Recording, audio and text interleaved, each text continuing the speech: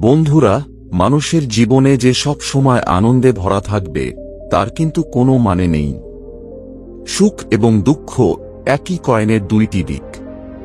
যদি মানুষের জীবনে কোনো দুঃখ বা কঠিন সময় না আসে, তাহলে সে ভালো সময়ের মূল্যকে কখনো বুঝতে পারবে না। অনেক মানুষের মনে এই রকম ধারণা থাকে যে যখন তাদের জীবনে কোনো সমস্যা উঠে আসে, তখন তাদের মুখে এই একটি প্রশ্ন শোনা যায় যে, হে ঈশ্বর, আমার ভালো সময় কবে আসবে? কিন্তু আমাদের ভালো সময় ভাগ্যের উপর নির্ভর করে না। প্রায় আমাদের করে আসা কর্মই আমাদেরকে ভালো সময়ের দিকে নিয়ে যায়। মানুষের জীবনের নিত্যদিনের ঘটনাগুলির মাধ্যমে ঈশ্বর তাকে বিভিন্ন সংকেত দিয়ে জানাতে চেষ্টা করেন, তোমার ভালো সময় শীঘ্রই আসবে, অল্প ধৈর্য ধরো। এই সময় জ্ঞানের অভাবে মানুষ সেই সংকেতগুলির ভুল অর্থ বুঝে নেয় আর তাদের স্বাগত করে না। এইভাবে এক সময় যখন সমস্যারা আমাদের পিছু ছাড়ে না, তখন মানুষ নিরাশ হয়ে যায়। আজকে আমি আপনাদেরকে এই ভিডিওতে জানাবো যে ভালো সময় আসার সংকেতগুলি কি কি এবং কিভাবে আমাদেরকে এই সংকেতগুলিকে স্বাগত জানানো উচিত। বন্ধুরা, গৌতম বুদ্ধের শিক্ষা আমাদের প্রত্যেকের জীবনকে এক নতুন আলোর দিক দেখাতে পারে। যদি আপনিও এটি মানেন তাহলে কমেন্ট বক্সে নমো বুদ্ধায় লিখতে ভুলবেন না, আর অবশ্যই এই কাহিনীটি শেষ পর্যন্ত একবার শুনবেন। অনেক দিন আগের কথা, একটি গ্রামে একজন দরিদ্র ব্যক্তি বাস করত। সেই ব্যক্তি তার জীবনের দুঃখকে নিয়ে সব সময় চিন্তিত থাকত। যখনই সেই ব্যক্তি কোনো কাজ শুরু করত, তো তার কাজটি শেষ হওয়ার আগেই সেই কাজটি কোনো না কোনোভাবে বিগড়ে যেত। সে বারবার তার জীবনে শুধু অসফলতারই দেখা পেয়ে চলেছিল। ওই ব্যক্তি সব সময় চিন্তিত থাকত, কখনো তার পরিবারের অকাল মৃত্যু ঘটত, কখনো বা সে তার নিজের স্বাস্থ্য সম্বন্ধে চিন্তা করত। এইভাবে দুঃখ কষ্টের সাথে মোকাবেলা করতে করতে কোনো রকমে তার জীবন চলছিল। একদিন সেই ব্যক্তি তার ঘরের দরজার সামনে বসেছিল। ঠিক তখনই সে দেখতে পায় যে তার দরজার সামনে একদল পাখি এসে বসেছে। তার মন আগে থেকেই খারাপ ছিল। তারপর সে ওই পাখিদেরকে দেখে উঠে গিয়ে তাদেরকে তাড়াতে শুরু করে। পাখিরাও সেখান থেকে উড়ে দূরে চলে যায়। ওই ব্যক্তির মধ্যে এই খারাপ অভ্যাসটা ছিল, যখনই সে তার বাড়িতে কোনো পশু পাখিকে দেখত, তখনই সে দৌড়ে গিয়ে তাদেরকে তাড়িয়ে দিত। কোনো সাধু সন্ন্যাসীকে দেখে তার মনে কোনো ভক্তি ছিল না এবং তাদেরকে দেখলে সে মুখ ঘুরিয়ে তাদের থেকে দূরে চলে যেত। এইভাবে দুঃখ কষ্ট আর মন খারাপের মধ্য দিয়ে সে প্রতিদিন কোনো রকমে বেঁচে থাকে। তারপর অবশেষে একদিন সে সিদ্ধান্ত নেয় যে সে তার জীবন শেষ করে দেবে। এরপর সে তার ঘর ও গ্রাম ছেড়ে হাঁটতে থাকে। অনেকটা দূর চলে আসার পর সে তার সামনে একটি নদী দেখতে পায়। ওই নদী দেখে সেই ব্যক্তি সেদিকে এগিয়ে গিয়ে নদীতে ঝাঁপ দেয়। সেখানে তখন দুইজন সন্ন্যাসী বসেছিল। এই ঘটনা দেখে তারাও নদীতে ঝাঁপ দিয়ে তাকে নদীর জল থেকে বাইরে বার করে আনে। আসলে যখন সেই ব্যক্তি নদীতে ঝাঁপ দিচ্ছিলেন, তখন সেখানে একটি সন্ন্যাসী এবং তার দুই শিষ্য বসেছিলেন। তারা ঘটনাটি দেখতে পেয়ে সন্ন্যাসীকে বলেন এবং তারপর সন্ন্যাসী তাদেরকে অনুমতি দিলে ওই শিষ্যরা সেই ব্যক্তিকে জল থেকে উদ্ধার করে। এরপর সেই ব্যক্তি সন্ন্যাসীর উপরে চিৎকার করে বলে, আপনি কে? আপনি আমার জীবন কেন বাঁচালেন? আমি আর বেঁচে থাকতে চাই না, আমাকে মরে যেতে দিন। তারপর সন্ন্যাসী তাকে বোঝানোর চেষ্টা করে বললেন, এই জীবন অত্যন্ত মূল্যবান, তুমি এটির বৃথায় অপচয় করছো কেন? যখন তোমার সময় শেষ হয়ে যাবে, তখন তুমি এই পৃথিবী থেকে যাবার জন্য প্রস্তুত হবে। কিন্তু এখনো তো তোমার পুরো জীবনটাই বাকি। তারপর সেই ব্যক্তি বললেন, আমি আমার জীবনের খারাপ অবস্থার কারণে খুব কষ্টের মধ্যে আছি। আমি বুঝতে পারছি না যে আমার ভালো সময় কখন শুরু হবে। আমার জীবনে সবকিছু খারাপ হয়, আমি লাখ চেষ্টা করলেও কোনো কিছুতে সাফল্য পাই না। এই শুনে সন্ন্যাসী বললেন, আমি তোমাকে সাহায্য করতে পারি। তুমি প্রথমে তোমার এই আত্মহত্যার সিদ্ধান্ত পরিত্যাগ করো, কারণ এটা সবচেয়ে বড় অপরাধ। যে ব্যক্তি আত্মহত্যা করে জীবন থেকে পালিয়ে যায় সে কখনোই মুক্তি পায় না। তোমার কি মনে হয় তুমি আত্মহত্যা করলে তোমার দুঃখ শেষ হয়ে যাবে? কখনোই না, বরং তোমার আত্মহত্যার মাধ্যমে তুমি দুনিয়ার কাছে একজন কাপুরুষ হিসেবে বিবেচিত হবে। তখন সেই ব্যক্তি বলল, হে সন্ন্যাসী, আপনি খুবই বুদ্ধিমান।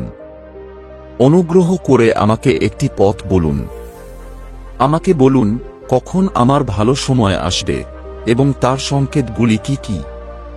সন্ন্যাসী বললেন, অবশ্যই আমি তোমার সাহায্য করব, তোমাকে বলবো। কিন্তু তোমাকে আমার একটি কাজ করতে হবে। আমি যা বলবো সেইভাবে তোমাকে চলতে হবে, আমার কথা মানতে হবে। সেই ব্যক্তি বলল, অবশ্যই গুরুদেব, যা আপনি বলবেন তাই আমি মানতে রাজি। আমাকে বলুন কখন আমার জীবনে ভালো সময় আসবে এবং কিভাবে আমি তা বুঝতে পারব। সন্ন্যাসী বললেন, প্রথমে আমার কথা মন দিয়ে শোনো। সেই ব্যক্তি বলল, ঠিক আছে, আমাকে বলুন।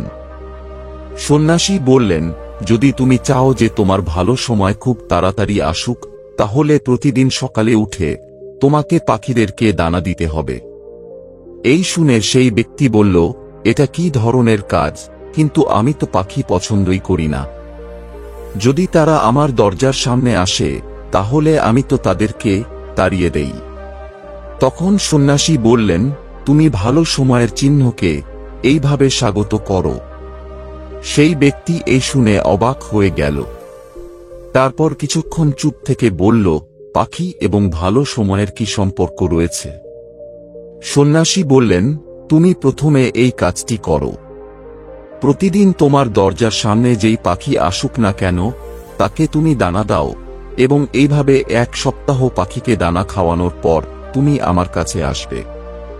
সন্ন্যাসীর মুখে এই সব কথা শুনে সেই ব্যক্তি কিছুটা অবাক হল, তবে সে সন্ন্যাসীর কথা মেনে নিয়ে নিজের ঘরে ফিরে গেল। এরপর থেকে যখন সেই ব্যক্তির দরজায় কোনো পাখি আসে তখন তিনি তাদেরকে তাড়ানোর বদলে দানা খাওয়ানো শুরু করেন। প্রায় 1 সপ্তাহ ধরে এই কাজ করার পর তার মনে হয় যে তার কাছে কিছু ভালো সংবাদ আসছে।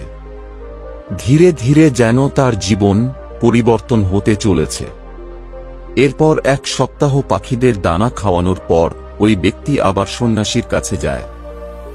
গিয়ে বলেন, গুরুদেব, আমি পাখিদের দানা খাওয়ানো শুরু করেছি এবং আমার এটা মনে হচ্ছে যেন আমি কিছু ভালো সংবাদ পাচ্ছি।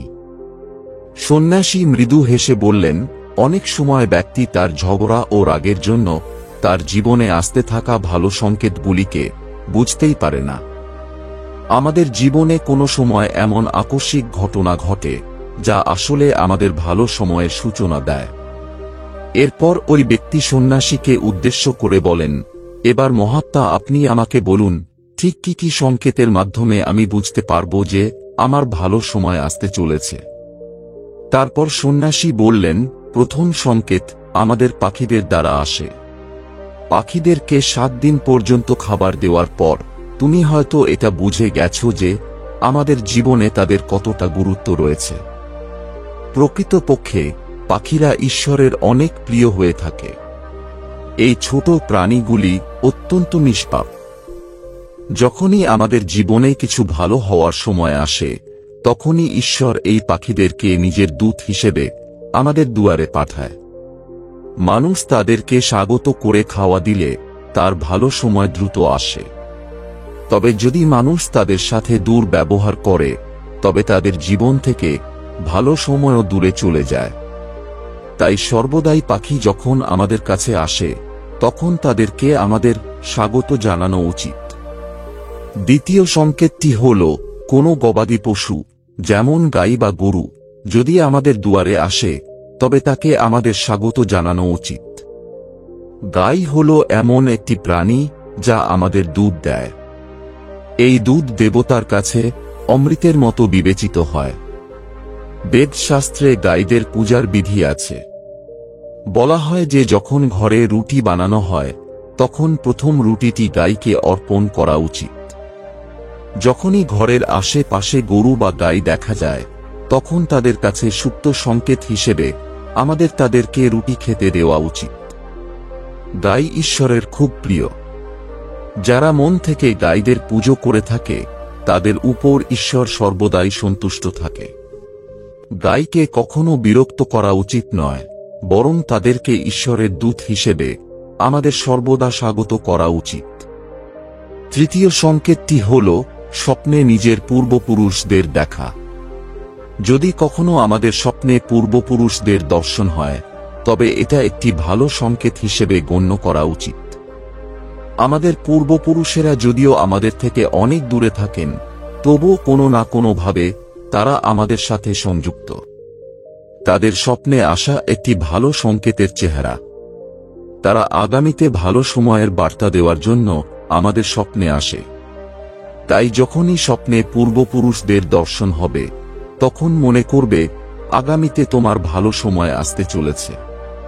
তাই সর্বদাই তাদেরকে প্রণাম জানিয়ে সকাল ও সন্ধে ঈশ্বরের সাথে সাথে তাদেরকেও ধূপ দেখানো উচিত। চতুর্থ সংকেতটি হল কোনো ক্ষেত্রে পুজো করার সময় আমাদের আপনা আপনি চোখের থেকে জল বেরিয়ে আসে। এটিও একটি শুভ সংকেতের পরিচয়। পুজো পাঠ আমাদের নিত্যদিনের কর্ম, যা আমরা প্রায় প্রতিদিনই করে থাকি। কিন্তু ঈশ্বরের কোনো ভক্ত এতটাই পুজোতে লীন হয়ে থাকে যে পুজো করার সময় তার চোখে জল চলে আসে। এটা হলো একটি শুভ সংকেত।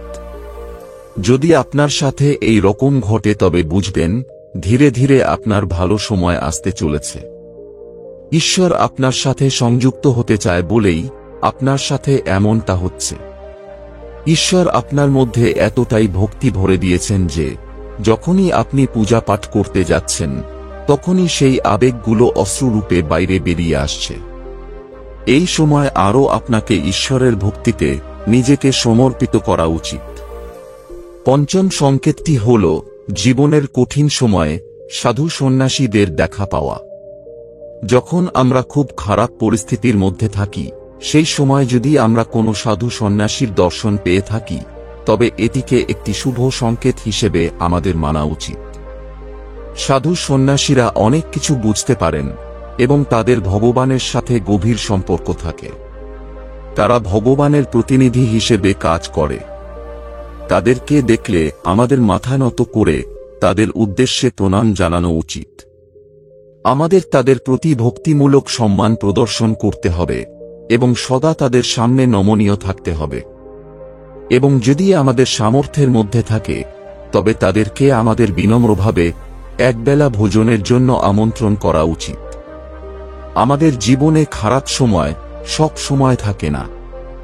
সাধু সন্ন্যাসীরা এই কঠিন সময়কে দূর করতে আমাদের অনেক সাহায্য করে থাকে। আমাদের মধ্যে যারা ঈশ্বরের বিশ্বাসী, যারা ঈশ্বরের পূজা পাঠ করে থাকে, ঈশ্বর কোনো না কোনো উপায়ে তাদেরকে মার্গ অবশ্যই দেখান। তাই আমাদের সদা পূর্ণ কর্ম করে যাওয়া উচিত। যদি তোমার খুব কঠিন পরিস্থিতি থাকে, সেই সময় যদি তোমার কোনো কথা হঠাৎ করে মাথায় চলে আসে, মনে হয় এই কাজটি করলে আমার সমস্যা দূর হয়ে যেতে পারে, তবে সেই কাজটি তৎক্ষণাৎ করে ফেলা উচিত। কারণ এটি ঈশ্বরের দেওয়া একটি ভালো সংকেত। এই কাজটির মধ্যেই হয়তো সমাধান লুকিয়ে আছে। এগুলি আমাদের জীবনে ভালো সময় আসার একটি সংকেত। সন্ন্যাসীর মুখে এই সব কথা শোনার পর লোকটির মনে সাহস ফিরে আসে।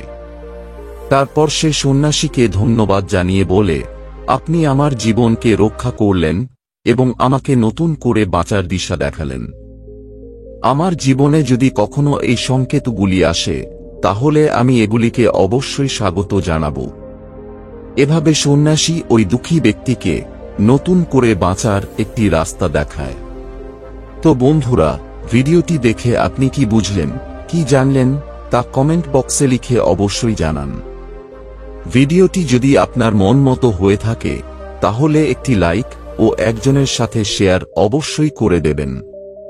আর যদি আপনি আমাদের সাফল্যের যাত্রা চ্যানেলে নতুন হয়ে থাকেন তাহলে আমাদের এই চ্যানেলটি অবশ্যই সাবস্ক্রাইব করে পাশে থাকা বেল আইকনটি অন করে আমাদের সাথে থাকবেন, যাতে আমরা আরও অনেক অনুপ্রেরণামূলক গল্প আপনাদের সাথে শেয়ার করতে পারি। এতক্ষণ পর্যন্ত আপনার মূল্যবান সময় দেওয়ার জন্য আপনাকে জানাই অসংখ্য ধন্যবাদ।